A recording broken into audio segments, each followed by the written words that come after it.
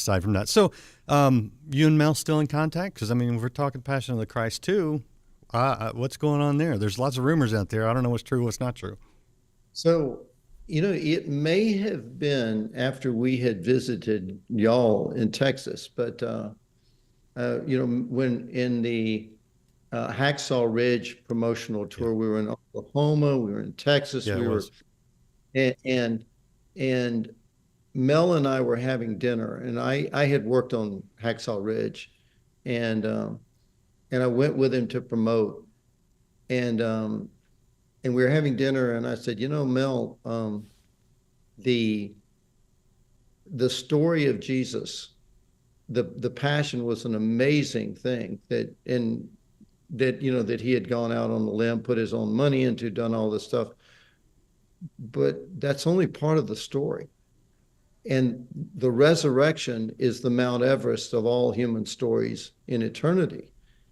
That's the story we need to tell. And he kind of, the same look came into his eyes the first time we talked about Braveheart. And I said, look, I will write a screenplay about it. I'll take the first draft, and and we'll write it together, and I'll give it to you, and it goes wherever it goes from there.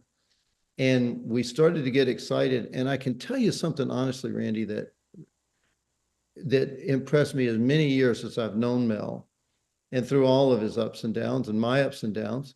One of the first things he said was, we have to be careful about our spirits in this. We can't do it for money. We can't, I mean, he made a tremendous amount of money on the Passion. Mm-hmm. He used a big part of it for charities. But he said, look, we can't do it for money. We can't do it for prestige. We can't do it for anything except to tell the truth as we know it. And that made it beautiful from the beginning. It's like, okay, whatever our flaws are, however we might fail, if we succeed, it's because we're telling God's story, not because we're telling our own. And so we've gone through many different approaches to it. I think it's fair to say that with my background, I've been much more focused on exactly what the Bible says, not only in the Gospels, but also in Acts, because I really think the story needs to go into Acts. Yeah.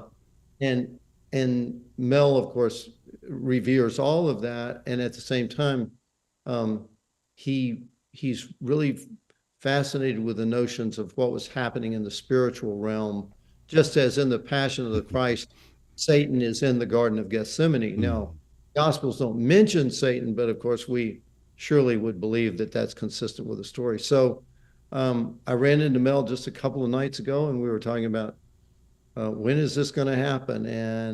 And I don't want to let the cat out of the bag too early, but I think it's very soon. I think it's very soon. Okay. So just in the filmmaking process, you've written the screenplay already. It's done?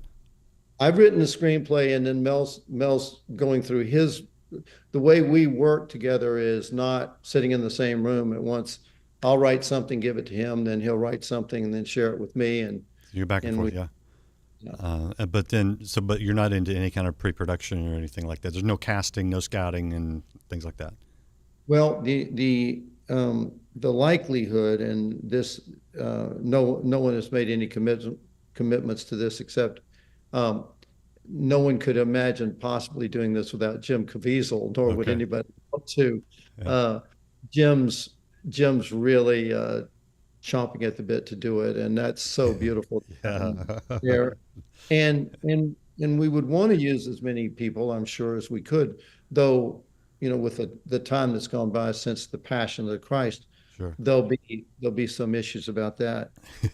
Yeah, it's amazing how much a resurrection can age people. Well, isn't it intriguing? I know we could talk about this forever, but that Jesus' closest followers didn't recognize him at first, right?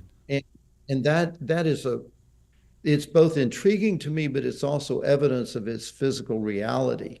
They would have made up some other kind of say if it was, oh, well, it was a spirit. But no, it's like it was a tangible, it was a human person, it was with a human voice. Yeah. And we walked with him for, to Emmaus, but we didn't recognize him.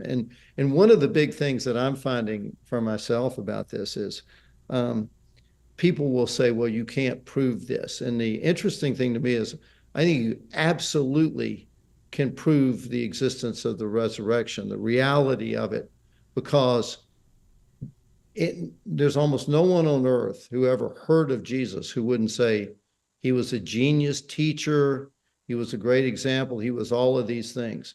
Granted all of that, but we would have never heard his name or never heard one word he said except for something called the resurrection, Yeah. because his followers were fleeing, Yeah. terrified. That's true. So it's like, there it is. Here we are. So it's an incredible.